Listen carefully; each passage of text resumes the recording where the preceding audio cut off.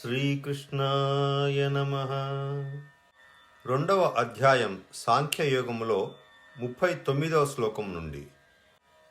ఏషా తే అభిహితా సాంఖ్యే బుద్ధిర్యోగే త్విమాం శృణు బుద్ధ్యా యుక్తో యయా పార్థ కర్మబంధం ప్రహాస్యసి. ఓ పార్థ, ఈ సమత్వ బుద్ధిని ఇంతవరకు జ్ఞానయోగ దృష్టితో తెలిపితిని. ఇప్పుడు దానినే కర్మయోగ దృక్పథముతో వివరించదను, వినుము. దానిని ఆకళింపజేసుకొని ఆచరించినచో కర్మబంధము నుండి నీవు ముక్తుడవయ్యేదవు. న ఇహ అభిక్రమ నాశో అస్తి ప్రత్యవాయో న విద్యతే స్వల్పమపి అస్య ధర్మస్య త్రాయతే మహతో భయాత్. ఈ నిష్కామ కర్మయోగమును ప్రారంభించినచో దీనికి ఎన్నటికి బీజనాశము లేదు, దీనికి విపరీత ఫలములే ఉండవు. పైగా ఈ నిష్కామ కర్మయోగమును ఏ కొంచెము సాధన చేసినను అది జన్మ మృత్యు రూప మహాభయము నుండి కాపాడును. వ్యవసాయాత్మికా బుద్ధి ఏకా ఇహ కురు నందన బహుశాఖా హి అనంతాశ్చ బుద్ధయో అవ్యవసాయినాం. ఓ అర్జున, ఈ నిష్కామ కర్మయోగమునందు నిశ్చయాత్మక బుద్ధి ఒకటియే ఉండును. కాని భోగాసక్తులైన వివేక విహీనులు, వారి బుద్ధులు చంచలములై ఒక దారి తెన్ను లేక కోరికల వెంట నలువైపులా పరుగులు తీయచు అనంతములుగా నుండును. ఇంకను ఆ వివేక విహీనులు యాం ఇమాం పుష్పితాం వాచం ప్రవదంతి అవిపశ్చితః వేదవాదరతాః పార్థ నాన్యదస్తితి వాదినః కామాత్మనః స్వర్గపరా జన్మ కర్మ ఫలప్రదాం క్రియా విశేష బహుళాం భోగైశ్వర్యగతిం ప్రతి భోగైశ్వర్య ప్రసక్తానాం తయా ప్రహృత చేతసాం వ్యవసాత్మికా బుద్ధి సమాధౌ న విధీయతే. ఓ అర్జున, వివేకహీనులైన జనులు ప్రాపంచిక భోగములయందే తలమునకలై యుందురు. వారు కర్మఫలములను ప్రశంసించు వేదవాక్యముల యొక్క బాహ్య అర్థములయందే ప్రీతి వహింతురు. వాటి అంతరార్థముల జోలికే పోరు. స్వర్గమునకు మించినదేదియూ లేదనియు అదియే పరమ ప్రాప్యమనియు వారు భావింతురు. క్షణికములైన ప్రాపంచిక భోగ ఐశ్వర్యముల ఎందలి ఆసక్తితో వివిధ సకామ కర్మలను ప్రోత్సహించుచు బహుప్రీతిని కూర్చు ఇచ్చకపు పలుకులు పలికెదరు. ఆ ఇచ్చకపు మాటల ఉచ్చులలో పడిన భోగైశ్వర్యాసక్తులైన అజ్ఞానుల బుద్ధులు భగవంతుడు లక్ష్యముగా గల సమాధియందు స్థిరముగా ఉండవు.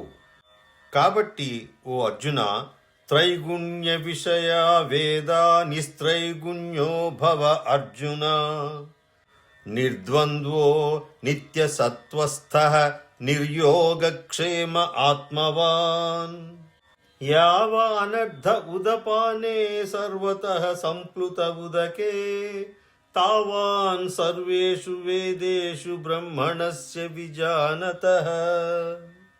ఓ అర్జున, వేదములు సత్వ రజస్తమో గుణముల కార్యరూపములైన సమస్త భోగములను గూర్చియు వాటిని పొందుటకై చేయవలసిన సాధనములను గూర్చియు ప్రతిపాదించును. నీవు ఆ భోగముల ఎడలను వాటి సాధనల యందును ఆసక్తిని త్యజించుము. హర్ష శోక ఆది ద్వంద్వములకు అతీతుడవు కమ్ము. నిత్యుడు అయినటువంటి పరమాత్మయందే స్థితుడవు కమ్ము. నీ యోగక్షేమముల కొరకై ఆరాటపడవద్దు. అంతఃకరణమును వశమునందు ఉంచుకొనుము. ఏ విధముగా అయితే అన్ని వైపులా జలములతో నిండి ఉన్న మహాజలాశయము అందుబాటులో ఉన్నవానికి చిన్న చిన్న జలాశయముల వలన ఎంత ప్రయోజనమో, అదే విధముగా పరమాత్మ ప్రాప్తి నంది పరమానందము అనుభవించు బ్రహ్మజ్ఞానికి మాత్రము వేదముల వలన అంతియే ప్రయోజనము. కాబట్టి కర్మణ్యేవాధికారస్తే మా ఫలేషు కదాచన మా కర్మ ఫలహేతుర్భూ మా తే సంగోస్తు అకర్మణి యోగస్థః కురు కర్మాణి సంగం త్యక్త్వా ధనంజయ సిద్ధ్యసిద్ధ్యోః సమో భూత్వా సమత్వం యోగ ఉచ్యతే. కర్తవ్య కర్మము ఆచరించుటయందే నీకు అధికారము కలదు, ఎన్నటికీ దాని ఫలముల యందు లేదు. కర్మ ఫలములకు నీవు హేతువు కారాదు. అట్లని కర్మలను మానుటయందు నీవు ఆసక్తుడవు కావలదు. అనగా ఫల ఆపేక్ష రహితుడవై కర్తవ్య బుద్ధితో కర్మలను ఆచరింపుము. ఓ ధనంజయ, యోగస్థితుడవై ఆసక్తిని వీడి సిద్ధి అసిద్ధుల ఎడ సమత్వభావమును కలిగి ఉండి కర్తవ్య కర్మలను ఆచరింపుము. ఈ సమత్వభావమునే యోగము అందురు. దూరేణ హి అవరం కర్మ బుద్ధియోగాత్ ధనంజయ బుద్ధౌ శరణమన్విచ్ఛ కృపణాః ఫలహేతవః బుద్ధియుక్తో జహాతి ఇహ ఉభే సుకృత దుష్కృతే తస్మాత్ యోగాయ యుజ్యస్వ యోగః కర్మసు కౌశలం. ఈ సమత్వ బుద్ధి యోగము కంటెను సకామ కర్మ మిక్కిలి నిమ్న శ్రేణికి చెందినది, అంటే తక్కువ శ్రేణికి చేరినది. కావున ఓ ధనంజయ, నీవు సమత్వ బుద్ధి యోగమునే ఆశ్రయింపుము. ఏలనన ఫల ఆసక్తితో కర్మలు చేయువారు అత్యంత దీనులు, కృపణులు. సమత్వ బుద్ధి యుక్తుడైన వాడు పుణ్య పాపములను రెండింటినీ ఈ లోకమునందే త్యజించును, అనగా కర్మఫలములు వానికి అంటవు. కనుక నీవు సమత్వ బుద్ధి రూపయోగమును ఆశ్రయింపుము. ఇదియే కర్మాచరణమునందు కౌశలము, అనగా కర్మబంధముల నుండి విముక్తుడగుటకు ఇదియే మార్గము. కర్మజం బుద్ధియుక్తా హి ఫలం త్యక్త్వా మనీషిణః జన్మబంధ వినిర్ముక్తాః పదం గచ్చంతి అనామయం యదా తే మోహకలిలం బుద్ధిః వ్యతితరిష్యతి తదా గంతాసి నిర్వేదం శ్రోతవ్యస్య శ్రుతస్య చ శృతి విప్రతిపన్నా తే యదా స్థాస్యతి నిశ్చలా సమాధౌ అచలా బుద్ధిః తదా యోగం అవాప్స్యసి. ఏలనన సమబుద్ధి యుక్తులైన జ్ఞానులు కర్మఫలములను త్యజించి జనన మరణ బంధముల నుండి ముక్తులయ్యెదరు. అంతేగాక వారు నిర్వికారమైన పరమపదమును పొందుదురు. మోహమనిడి ఊబి నుండి పూర్తిగా బయటపడినప్పుడే నీవు వినబోవు ఇహపర లోక సంబంధమైన సమస్త భోగముల నుండి వైరాగ్యమును పొందగలవు. నానా విధములైన మాటలను వినుట వలన విచలితమైన అయోమయమునకు గురి అయిన నీ బుద్ధి పరమాత్మ యందు నిశ్చలముగా స్థిరముగా ఉన్నప్పుడే నీవు ఈ యోగమును పొందగలవు, అనగా నీకు పరమాత్మతో నిత్య శాశ్వత సంయోగము ఏర్పడును. అంతటా అర్జునునకు కొన్ని ప్రశ్నలు ఉదయించెను. స్థిత ప్రజ్ఞస్య కా భాష సమాధిస్తస్య కేశవ స్థితధీః కిం ప్రభాషేత కిమాసీత వ్రజేత కిం. ఓ కేశవ, సమాధిస్థితుడై పరమాత్మ ప్రాప్తి నందిన స్థిత ప్రజ్ఞుని యొక్క లక్షణములు ఏవి? అతడు ఎట్లు భాషించును? ఎట్లు కూర్చును, ఎట్లు నడుచును. అంత భగవాన్ శ్రీకృష్ణుడు ప్రజహాతి యదా కామాన్ సర్వాన్ పార్థ మనోగతాన్ ఆత్మని ఏవ ఆత్మనా తుష్టః స్థితప్రజ్ఞస్తద ఉచ్యతే దుఃఖేషు అనుద్విగ్నమనాః సుఖేషు విగతస్పృహః వీతరాగభయక్రోధః సితధీర్మునిరుచ్యతే. ఓ అర్జున, మనస్సునందలి కోరికలు అన్నియూ పూర్తిగా తొలగిపోయి ఆత్మ ద్వారా ఆత్మయందు సంతుష్టుడైన వానిని అనగా పరమాత్మ సంయోగము వలన ఆత్మానందమును పొందిన వానిని స్థితప్రజ్ఞుడు అందురు. దుఃఖములకు కృంగిపోనివాడును, సుఖములకు పొంగిపోనివాడును, ఆసక్తిని భయ క్రోధములను వీడినవాడును అయినట్టి మననశీలుడైన ముని స్థితప్రజ్ఞుడనబడును. యః సర్వత్ర అనభిస్నేహః తత్తత్ప్రాప్య శుభాశుభం న అభినందతి న ద్వేష్టి తస్య ప్రజ్ఞా ప్రతిష్ఠితా. యదా సంహరతే చ అయం కూర్మో అంగాని ఇవ సర్వశః ఇంద్రియాణి ఇంద్రియార్థేభ్యః తస్య ప్రజ్ఞా ప్రతిష్ఠితా.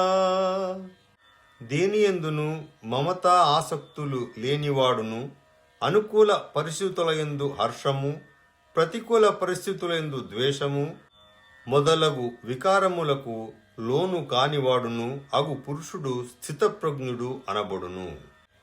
ఏ విధముగా అయితే తాబేలు తన అంగములను అన్ని వైపుల నుండి లోనికి ముడుచుకున్నట్లుగా, అదే విధముగా ఇంద్రియములను ఇంద్రియ అర్థములను అనగా విషయాదులను వాటి నుండి అన్ని విధములా ఉపసంహరించుకున్న పురుషుని యొక్క బుద్ధి స్థిరముగా ఉన్నట్లు భావింపవలెను.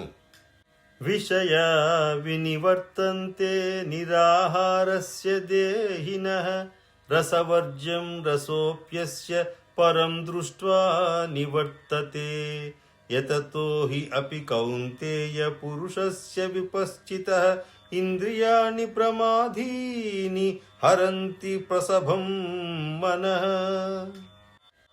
ఇంద్రియముల ద్వారా విషయములను గ్రహింపని వాని నుండి ఆ ఇంద్రియార్థములు మాత్రము వైదొలగును, కాని వాటిపై ఆసక్తి మిగిలియుండును.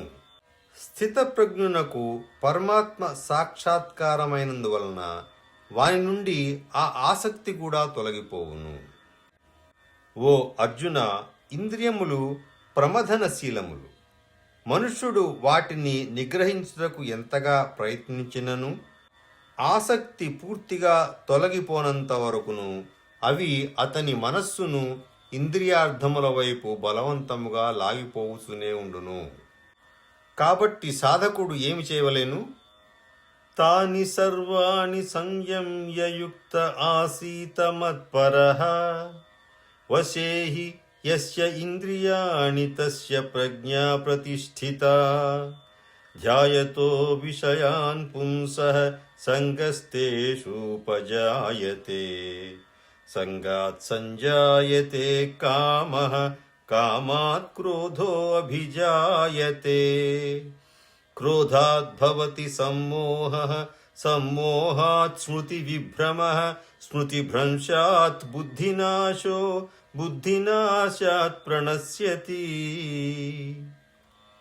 కనుక సాధకుడు ఆ ఇంద్రియములను అన్నింటినీ వశంనందు ఉంచుకొని సమాహిత చిత్తుడై చిత్తమును పరమాత్మయందు లగ్నము చేసిన వాడై మత్పరాయణుడై ధ్యానమునందు కూర్చునవలెను. ఏలనన ఇంద్రియములను వశంనందు ఉంచుకొని వాని బుద్ధి స్థిరముగా నుండును. విషయ చింతన చేయు పురుషునకు ఆ విషయముల యందు ఆసక్తి ఏర్పడును. ఆసక్తి వలన ఆ విషయములను పొందుటకై కోరికలు కలుగును. ఆ కోరికలు తీరనప్పుడు క్రోధము ఏర్పడును. అట్టి క్రోధము వలన వ్యామోహం కలుగును. దాని ప్రభావమున స్మృతి చిన్నాభిన్నమగును.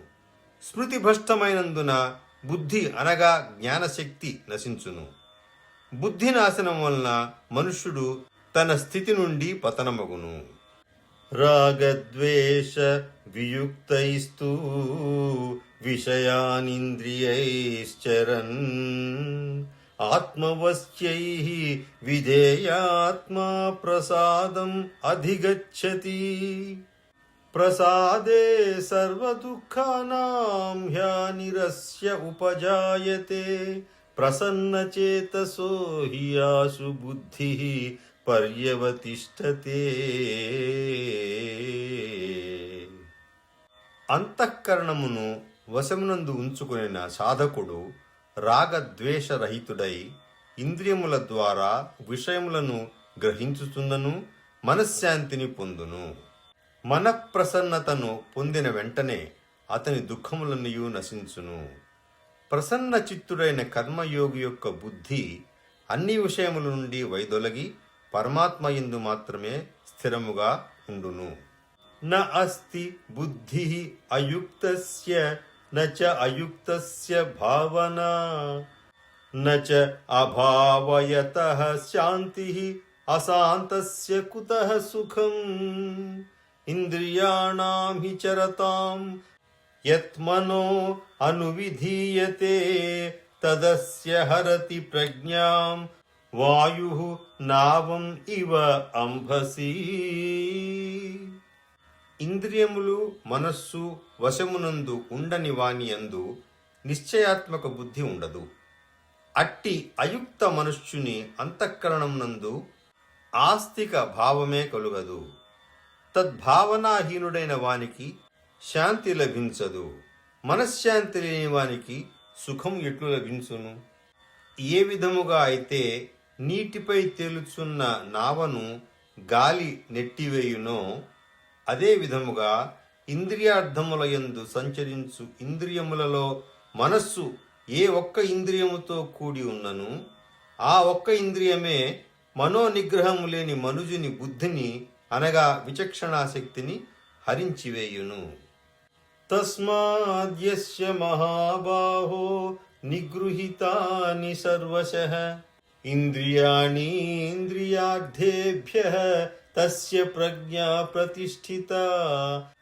కనుక ఓ అర్జున, ఇంద్రియములను ఇంద్రియార్థముల నుండి అన్ని విధములుగా పూర్తిగా నిగ్రహించిన పురుషుని యొక్క బుద్ధి స్థిరముగా నుండును.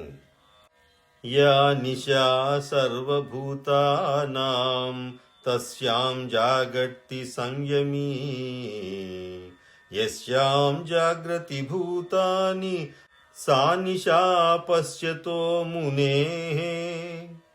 ఆపూర్యమాణం అచల ప్రతిష్టం సముద్రమాపః ప్రవిశంతి యద్వత్ తద్వత్ కామాయం ప్రవిశంతి సర్వే స శాంతిమాప్నోతి న కామకామీ.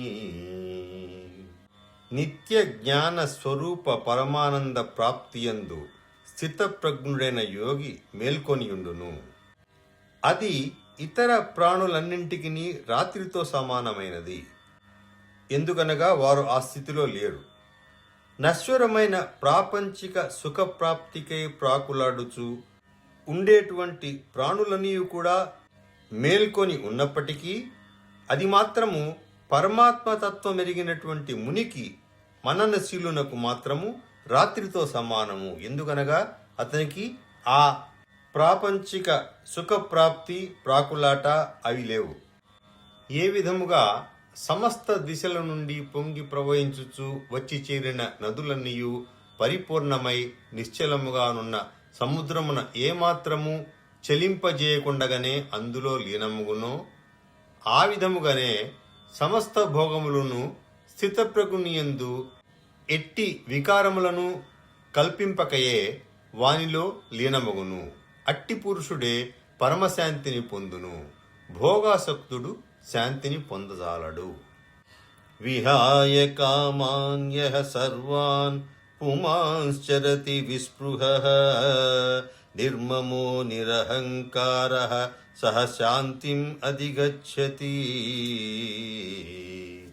ఏషా బ్రాహ్మీ స్థితి పార్థ నైనాం ప్రాప్య విముహ్యతి స్థిత్వాస్యాం అంతకాలేపి బ్రహ్మ నిర్వాణముచ్యతి. కోరికలన్నింటినీ త్యజించి మమత అహంకార స్పృహారహితుడై చరించునట్టి పురుషుడే శాంతిని పొందును. ఓ అర్జున, బ్రాహ్మీ స్థితి అనగా ఇదియే బ్రహ్మప్రాప్తి కలిగిన పురుషుని యొక్క స్థితి. ఈ బ్రాహ్మీ స్థితిని పొందిన యోగి ఎన్నడూనూ మోహితుడు కాడు. అత్యంత కాలమునందున ఈ బ్రాహ్మీ స్థితి యందు స్థిరముగానున్నవాడు బ్రహ్మానందమును పొందును.